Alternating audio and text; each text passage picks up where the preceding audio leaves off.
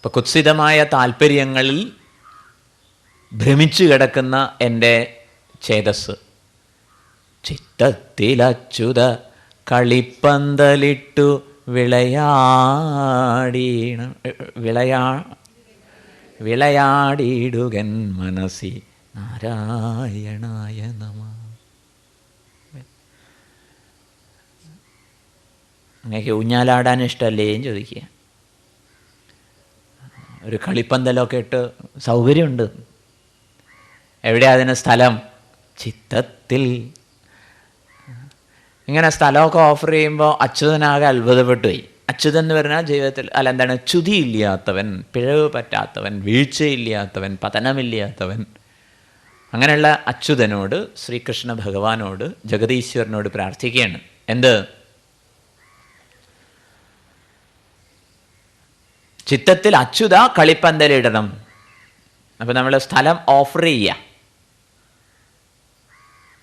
അപ്പം അച്യുതനാകെ അത്ഭുതമായി. ഇതെന്താ ഇങ്ങനെ വിളിക്കണത്? അവിടെ വേറെ പലരും കളിപ്പന്തലൊക്കെ ഇട്ട് കളിക്കണേ. ഒന്ന് സ്ഥലം കാലിയാക്കി കിട്ടണം എന്നല്ല. എന്നിട്ട് അവിടെ നിന്ന് അതെടുത്തോളൂ അല്ലേ? ചിലപ്പോൾ നമ്മൾ ഈ നമ്പർ പ്രയോഗിക്കുന്നു പറയാം. ചിത്തത്തിൽ അച്യുത കളിപ്പന്തലിട്ടു വിളയാടിയിടം എൻ മനസ്സി നാരായണായ നമഃ. അവിടുന്ന് ജയിക്കൂ. ജയിക്കുക മഹാദേവ. ദിവ് ധാതുവിന് പ്രകാശം എന്നാണ് അർത്ഥം. ഇപ്പം ദേവ ജയിക്കണം എന്ന് പ്രാർത്ഥിക്കുമ്പോൾ എന്താ ഉദ്ദേശിക്കുന്നത്? സകലമാന പ്രപഞ്ചത്തെയും പ്രകാശിപ്പിക്കുന്ന ഹേ പ്രകാശസ്വരൂപി, അവിടുന്ന് വിജയിച്ചാലും. ദേവശബ്ദത്തിന് പ്രകാശം എന്നർത്ഥം. ഏതാ ഈ പ്രകാശം? ഇന്നലെ നമ്മൾ കണ്ടു. ഉലകരുറങ്ങി ഉണർന്നു ചിന്ത ചെയ്യും പലതുമിതൊക്കെയും ഉറ്റുപാർത്തു നിൽക്കും വിലമതിയാത വിളക്ക്. അതാണ് പ്രകാശം. ആ പ്രകാശം എന്നിൽ ജയിക്കട്ടെ എന്ന് പറഞ്ഞാൽ എൻ്റെ സങ്കീർണമായ ജീവിത വ്യാപാരങ്ങളിൽ, ആ തിരക്കുകൾക്കിടയിലൊക്കെ ഒരു സാന്ത്വനമായി ഈ പ്രകാശത്തെ എനിക്ക് ഓർമ്മിക്കാൻ സാധിക്കുമാറാവട്ടെ. ജയിക്കുക മഹാദേവ ദീനാവനപരായണ. ദീനത ഉണ്ട് എന്ന് തിരിച്ചറിഞ്ഞ് സമർപ്പിതരായവരെ സംബന്ധിച്ചിടത്തോളം അവർക്ക് വലിയ ആശ്വാസം നൽകുന്നു എന്ന് പറയാം. ഈ ദൈന്യമുണ്ട് എന്നുള്ളത് തിരിച്ചറിയാൻ വലിയ പാടാ. നേരെയാക്കാം എന്നുള്ള ഒരു ചിന്തയായിരിക്കും നമ്മളെ ഭരിക്കുന്നുണ്ടാവുകയും.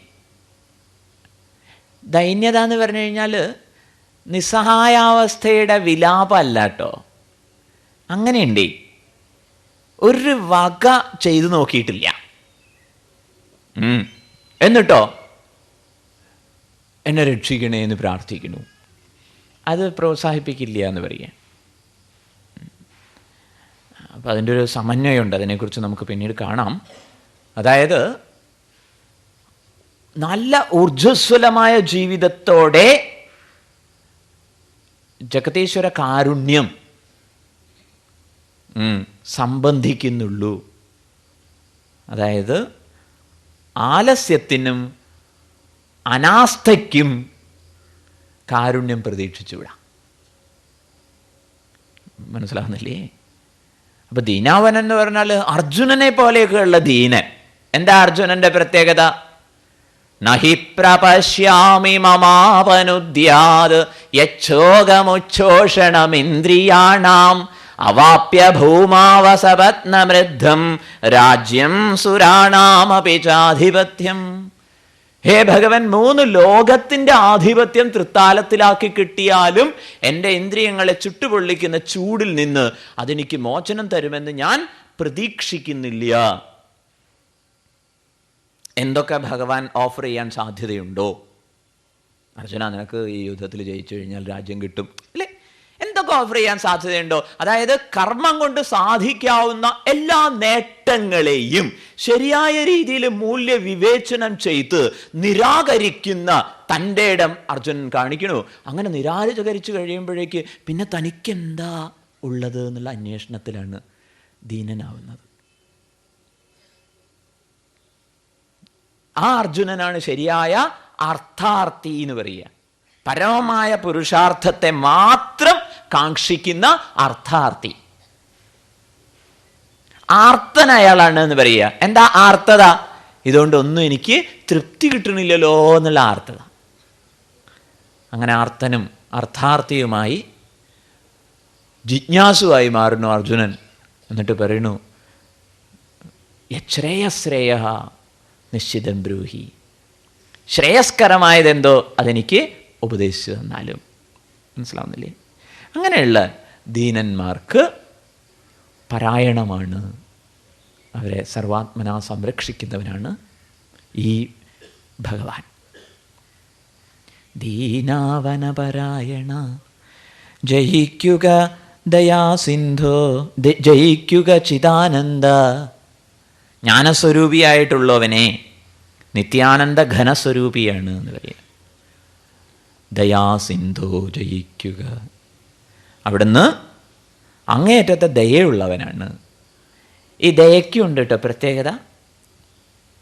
ഭഗവാന്റെ ദയ 9-ാം അധ്യായത്തിൽ വളരെ വ്യക്തമായിട്ട് കാണിച്ചിരിക്കുന്നു. പല അധ്യായങ്ങളിലുണ്ട്. 9-ാം അധ്യായത്തിൽ ഒരിടത്ത് പറയുന്നത് എന്താണ്? അഭിജേത് സുദുരാചാര പാപേഭ്യ പാപകൃത്തമ. പൂജ്യഗുരുദേവൻ സ്വാമിജി പറയും, ഡോക്ടറേറ്റ് എടുത്ത ആള് ഏത് കാര്യത്തിൽ? In vulgarity. Doctorate in vulgarity. അങ്ങനെയുള്ള ആള് പോലും സാധുരേവ സമന്തവ്യ സമ്യക് വ്യവസിതോ ഹി സഹ. എന്നിലേക്ക് തിരിഞ്ഞു കഴിഞ്ഞാൽ സാധു എന്ന് പരിഗണിച്ചോളൂ കേട്ടോ. ഇത് നമുക്ക് തരുന്നൊരു സൂചനയാണ്. കാരണം എന്താണ്? ഭഗവാന്റെ സർവസമാശ്ലേഷിയായ സ്നേഹം, കാരുണ്യം, അത് അവരെ സ്വീകരിച്ചു എന്നർത്ഥം. ഇതാണ് ഭഗവാന്റെ ദയ. പക്ഷെ ആ ദയയ്ക്ക് പാത്രീഭൂതരാവണമെങ്കിൽ ആലസ്യവും അനാസ്ഥയും കാണിച്ചുകൂടാ. അത് നമുക്ക് നോക്കാം. ആട്ടെ, ഇപ്പം ഈ ലോകം മുഴുവൻ ഉറങ്ങി ഉണർന്ന് ചിന്ത ചെയ്യുന്നതൊക്കെ ഉറ്റുപാർത്ത് നിൽക്കുന്ന വെളിച്ചത്തെ ഇങ്ങനെ സ്തുതിച്ചുകൂടെയും ചോദിക്കുക. എങ്ങനെയാണ് സ്തുതിക്കേണ്ടത്? ജയിക്കുക മഹാദേവ ദീനാവനപരായണ, ജയിക്കുക ചിദാനന്ദ ദയാസിന്ധോ ജയിക്കുക. അങ്ങനെ സ്തുതിക്കാം. ഇനിയും കൂടുതൽ ഡീറ്റെയിൽസ് ഈ പ്രകാശത്തെ സംബന്ധിച്ച്, അതെങ്ങനെയാണ് ജ്വലിച്ചു നിൽക്കുന്നത്, അതിനെ അന്വേഷിക്കണമെങ്കിൽ എങ്ങനെ വേണം എന്നുള്ള വിഷയം അടുത്തതായിട്ട് അവതരിപ്പിക്കാമെന്ന് വിചാരിക്കുന്നു. സമ്മതം? ത്രിഭുവന സീമ കടന്നു തിങ്ങി വിങ്ങും ത്രിപുടി മുടിഞ്ഞു തെളിഞ്ഞിടുന്ന ദീപം. ആ വിളക്കിൻ്റെ കൂടുതൽ പ്രത്യേകത പറയാണ്. എന്താ പ്രത്യേകത? ത്രിഭുവന സീമ കടന്നു തിങ്ങി വിങ്ങും ത്രിപുടി മുടിഞ്ഞു തെളിഞ്ഞിടുന്ന ദീപം. ത്രിഭുവനങ്ങളുടെയും സീമയെ, സീമ അതിര്, പേരൊക്കെ കേട്ടിട്ടുണ്ട് സ്വാമി, സീമ എന്ന്. പക്ഷേ സംഭവം എന്താണെന്നറിയില്ല. എന്താ സീമ പറഞ്ഞാൽ? അതിര് എന്നർത്ഥം. ഇപ്പം 3 ഭുവനങ്ങളുടെയും അതിർത്തിയെ അതിലംഘിച്ച് വിരാജിക്കുന്ന പ്രകാശമാണ്. ഈ ലോകത്തിലൊക്കെ അതിൻ്റെ പ്രകാശമുണ്ട്. 13-ാം അധ്യായത്തിൽ ഈ പ്രകാശത്തെക്കുറിച്ച് പറയുന്നത് ജ്യോതിഷാമപി തജ്ജ്യോതിഹി തമസഃ പരമുച്യതേ. അത് വെളിച്ചത്തിൻ്റെയും വെളിച്ചമാണ്, ഇരുട്ടിനും അപ്പുറത്താണ്. ചിന്മയാനന്ദ സ്വാമിജി പറയും, ഇരുട്ടിനെ പോലും പ്രകാശിപ്പിക്കുന്ന വെളിച്ചമാണ്. സാധാരണ വെളിച്ചത്തിന് ഇരുട്ടിനെ പ്രകാശിപ്പിക്കാൻ പറ്റില്ല. ആ കഥ കേട്ടിട്ടുണ്ടോ നിങ്ങൾ?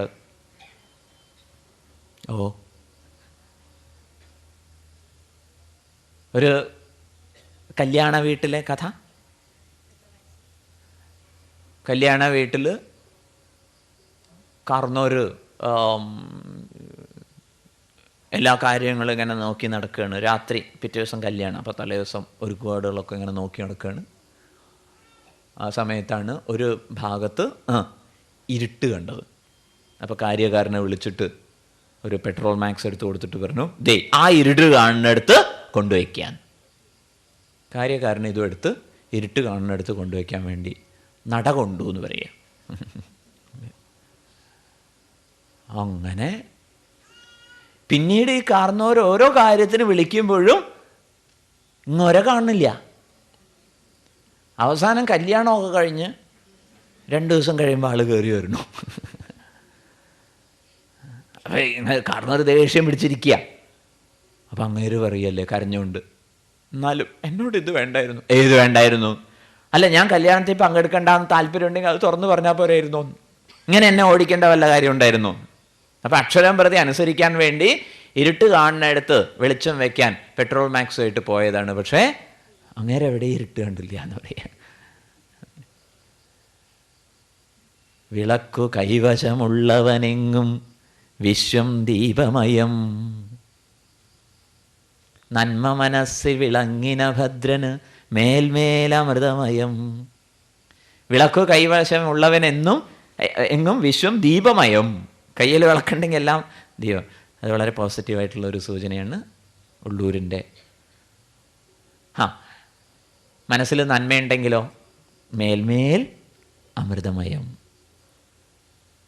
അപ്പം ഇരുട്ടിനെയും പ്രകാശിപ്പിക്കാൻ പറ്റുന്ന പ്രകാശമാണ് ഈ പ്രകാശം.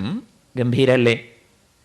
ത്രിഭുവന സീമ കടന്നു തിങ്ങി വിങ്ങും ത്രിപുടി മുടിഞ്ഞു തെളിഞ്ഞിടുന്ന ദീപം. ത്രിപുടി പറഞ്ഞാൽ എല്ലാ അനുഭവങ്ങളിലെയും ആവശ്യമായ 3 ഘടകങ്ങൾ. കാഴ്ചയാണെങ്കിൽ, കാഴ്ച എന്ന അനുഭവമാണെങ്കിൽ കാണുന്ന ആള്, കാണുന്ന വസ്തു, കാഴ്ച കാണുക എന്നുള്ള സംഭവം. അറിവാണെങ്കിലോ അറിയണ ആള്, അറിയണ പദാർത്ഥം, അറിവ്. ഇങ്ങനെ എല്ലാ അനുഭവങ്ങളിലും അവശ്യം ഭാവിയായ 3 ഘടകങ്ങളുണ്ട്. അതിനെയാണ് എന്ത് പറയണത്? ത്രിപുടി എന്ന് പറയാം. ത്രിദളം, ത്രിഫോൾഡ്. ഇതൊക്കെ മുടിയണു എന്ന് പറഞ്ഞാൽ അവിടെ ഇതൊന്നുമില്ല. അത് നമുക്ക് ആലോചിക്കാൻ പോലും ബുദ്ധിമുട്ടാണ്. മനസ്സിൻ്റെ പരിമിതിയിൽ ഒതുങ്ങുന്നതല്ല. അതുകൊണ്ടാണ് പൂജ്യ ഗുരുദേവ ചിന്മയാനന്ദ സ്വാമിജി പറയും, don't try to understand, go and stand under it. Don't try to understand, go and stand under it. സുഖമില്ലേ കേൾക്കാൻ? ഇല്ലേ? അതിന് അടിയിൽ പോയിന്ന് തൊഴുതു നിൽക്കൂ എന്ന് പറയാം. എന്നിട്ട് വേണമെങ്കിൽ പ്രാർത്ഥിച്ചോളൂ. എന്താ പ്രാർത്ഥിക്കേണ്ടത്? ഹിരൺമയേന പാത്രേണ സത്യസ്യ അപിഹിതം മുഖം തത്വം പൂഷന്ന പാവൃണു സത്യധർമായ ദൃഷ്ടയെ. സത്യധർമ്മന് കാണുവാനായിട്ട് സ്വർണ്ണപാത്രം കൊണ്ട്, സ്വർണത്തിൻ്റെ മൂടി കൊണ്ട് സത്യം മൂടി വച്ചിരിക്കുകയാണ്, അത് തുറന്ന് കാണിച്ചു തരണേ എന്ന് പ്രാർത്ഥിക്കാൻ നേരത്തെ. അപ്പം അവിടെ ത്രിപുടി ഇല്ല എന്ന് പറഞ്ഞാൽ മനോബുദ്ധികൾക്കൊന്നും അത് ഉൾക്കൊള്ളാൻ പറ്റില്ല എന്ന് പറയാം. ത്രിപുടി മുടിഞ്ഞു തെളിഞ്ഞിടുന്ന ദീപം. ഇനി ഗുരുദേവൻ്റെ ഒരു വാണിംഗ് ആണ്. ത്രിഭുവന സീമ കടന്നു തിങ്ങി വിങ്ങും ത്രിപുടി മുടിഞ്ഞു തെളിഞ്ഞിടുന്ന ദീപം കപടയതിക്കു കരസ്ഥമാകുവീലെന്ന് ഉപനിഷദുക്തി രഹസ്യമോർത്തിടേണം. ഈ ഒരു രഹസ്യം ഓർമ്മ വേണേ. എന്താണ് രഹസ്യം? കപടയതിക്കു കരസ്ഥമാകുവീലെന്ന ഉപനിഷദുക്തി. കപടയതിക്ക്, യതി പറഞ്ഞാൽ യത്നം ചെയ്യുന്നവൻ എന്നാണ് അർത്ഥം. അപ്പം യത്നം നേരായ വഴിക്ക് അല്ലെങ്കിൽ കപടയതി. എന്തൊക്കെ കാപട്യങ്ങൾക്ക് ഇവിടെ സ്കോപ്പുണ്ട്? ചിലർ അതിലാണ് ഇൻട്രസ്റ്റ് അല്ലേ? നിയമങ്ങളൊക്കെ പഠിക്കുകയാണ്. എന്തിനാ? വല്ല ലൂപ്പ് ഹോളുണ്ടോ നോക്കട്ടെ എന്ന്. മനസ്സിലായില്ലേ? എങ്ങനെ ഇതിനെ മറികടക്കാം എന്നന്വേഷിക്കണ ഒരു കാപട്യങ്ങൾക്ക് ഇവിടെ ഒട്ടേറെ സ്കോപ്പുണ്ട്. പക്ഷെ ഗുരുദേവൻ പറയണു, കപടയതിക്കു കരസ്ഥമാകുവീല. ഏത്? ഈ ദീപം. ഏത് ദീപം? ത്രിഭുവനസീമ കടന്നു തിങ്ങിവിങ്ങും ത്രിപുടി മുടിഞ്ഞു തെളിഞ്ഞിടുന്ന ദീപം കപടയതിക്കു കരസ്ഥമാകുവീലെന്ന് ഉപനിഷദുക്തി രഹസ്യമോർത്തിടേണം. ഇതൊരു സീക്രട്ടാണ്. രണ്ട് പ്രകാരത്തിൽ ഇത് പറയാൻ തോന്നുന്നു. ഉപനിഷദുക്തി തന്നെ ഒരു രഹസ്യമാണ്, അത് കപടയതിക്ക് കിട്ടില്ല. അല്ലെങ്കിൽ കപടയതിക്ക് കിട്ടില്ല എന്ന് പറഞ്ഞിട്ടുള്ളത് ഒരു ഉപനിഷത്ത് രഹസ്യമാണ്.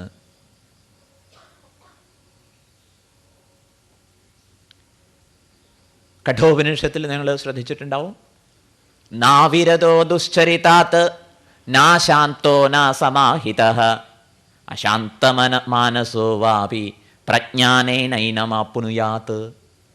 നാവിരതോ ദുശ്ചരിതാത്, ദുശ്ചരിതങ്ങളിൽ നിന്നൊന്നും പിൻവാങ്ങിയിട്ടില്ല എന്ന് പറഞ്ഞാൽ കയ്യിലിരിപ്പൊന്നും മാറ്റി വച്ചിട്ടില്ല.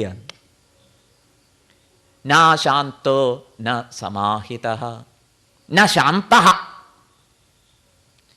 ഇന്ദ്രിയങ്ങളൊന്നും ശാന്തമായിട്ടില്ല, മനസ്സ് സമാഹിതമായിട്ടില്ല.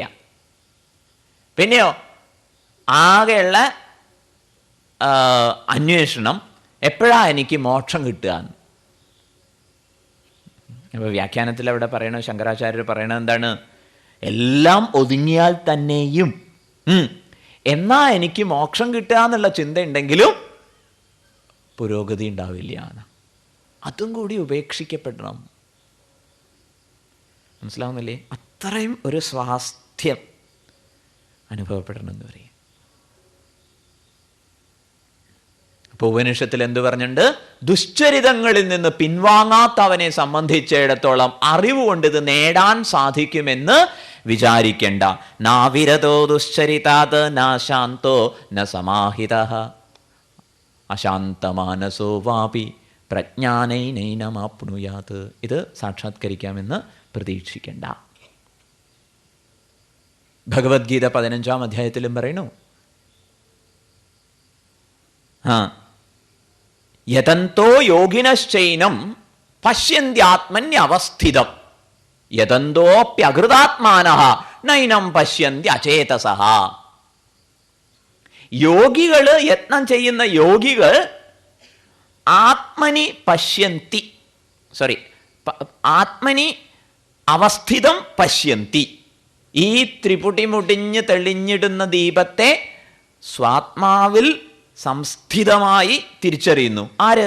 നേരായ വഴിക്ക് യത്നം ചെയ്യുന്നവർ. ഇനിയോ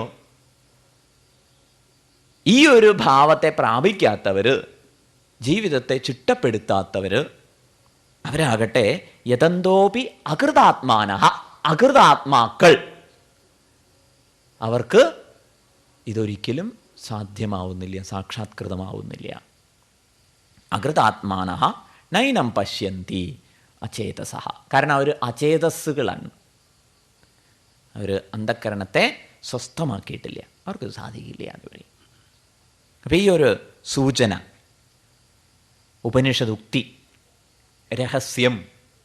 രഹസ്യം എന്ന് പറഞ്ഞാൽ എന്താ അർത്ഥം?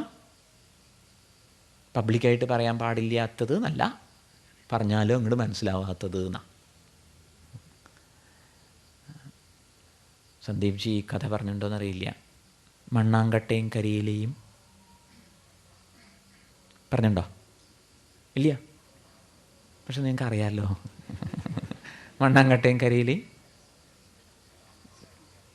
കാശിക്ക് പോയ കഥ അറിയല്ലോ. അപ്പം സ്വാമിക്ക് സ്കോപ്പുണ്ട്. മണ്ണാങ്കട്ടയും കരിയിലയും കാശിക്ക് പോയി. അവർക്കെന്തു സംഭവിച്ചു എന്നുള്ളത് നിങ്ങൾ കേട്ടിട്ടുണ്ടല്ലോ. മഴ വന്നപ്പോൾ കരിയില മണ്ണാങ്കട്ടയുടെ മുകളിലിരുന്നു. കാറ്റ് വന്നപ്പോൾ മണ്ണാങ്കട്ട കരിയിലയുടെ മുകളിൽ കയറിയിരുന്നു. അങ്ങനെ യാത്ര വളരെ പുരോഗമിച്ചു. ഒടുക്കം കാറ്റും മഴയും ഒന്നിച്ചു വന്നപ്പോൾ കരിയില പാറിയും പോയി, മണ്ണാങ്കട്ട അലിഞ്ഞും പോയി. കഥ കേട്ടില്ലേ? ഇവരുടെ മക്കളുണ്ടായിരുന്നു, മണ്ണാങ്കട്ടയുടെയും കരിയിലയുടെയും മക്കൾ. അതും മണ്ണാങ്കട്ടയും കരിയിലയായിരുന്നു. അവരും ഫ്രണ്ട്സായിരുന്നു. അവരൊരിക്കൽ ഇങ്ങനെ ഒന്നിച്ച് പോകുന്ന സമയത്ത് ഒരു ഇരുമ്പാണിയെ കണ്ടുമുട്ടി. കഥ കേട്ടിട്ടുണ്ടോ? ഇല്ല.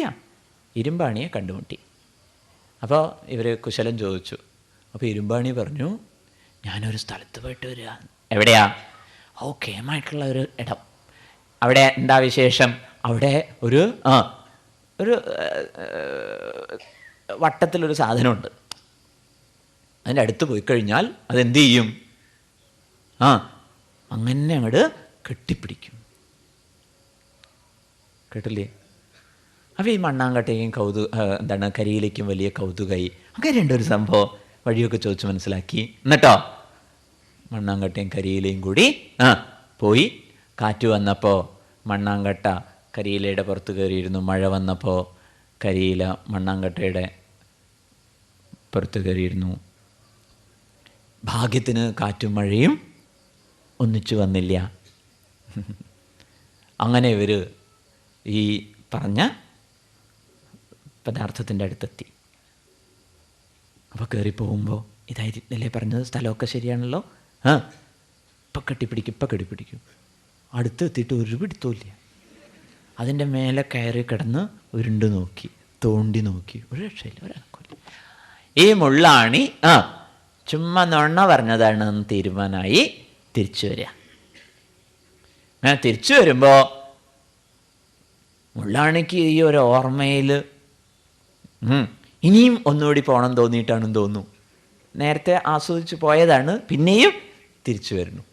അപ്പോൾ മുള്ളാണിയെ കണ്ടപ്പോൾ മണ്ണാങ്കട്ടയും കരിയിലയും പറഞ്ഞു, ഞങ്ങളിങ്ങനെ പറ്റിക്കരുത് കേട്ടോ. അപ്പം മുള്ളാണി ചോദിച്ചു, എന്തു പറ്റി? അല്ല, താൻ അങ്ങനെ കെട്ടിപ്പിടിക്കുന്നൊക്കെ പറഞ്ഞു ഞങ്ങൾ അവിടെ ചെന്നു, പക്ഷെ ഒന്നും സംഭവിച്ചില്ലല്ലോ. എന്നാ എനിക്കുണ്ടായില്ലോ. ശരി, വരൂ, നമുക്കൊന്നിച്ചു പോവാമെന്നായി. അങ്ങനെ ഒരു 3 പേരും ഒന്നിച്ച് നടന്നു ചെന്നു.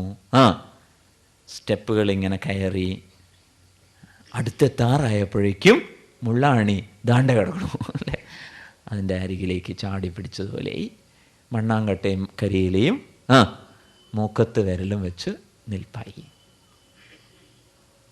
കഥ മനസ്സിലായില്ലേ? ഇതാ വലിയ കഥ. മണ്ണാങ്കട്ടയ്ക്കും കരിയിലേക്കും മനസ്സിലാക്കാൻ പറ്റില്ല എന്ത്?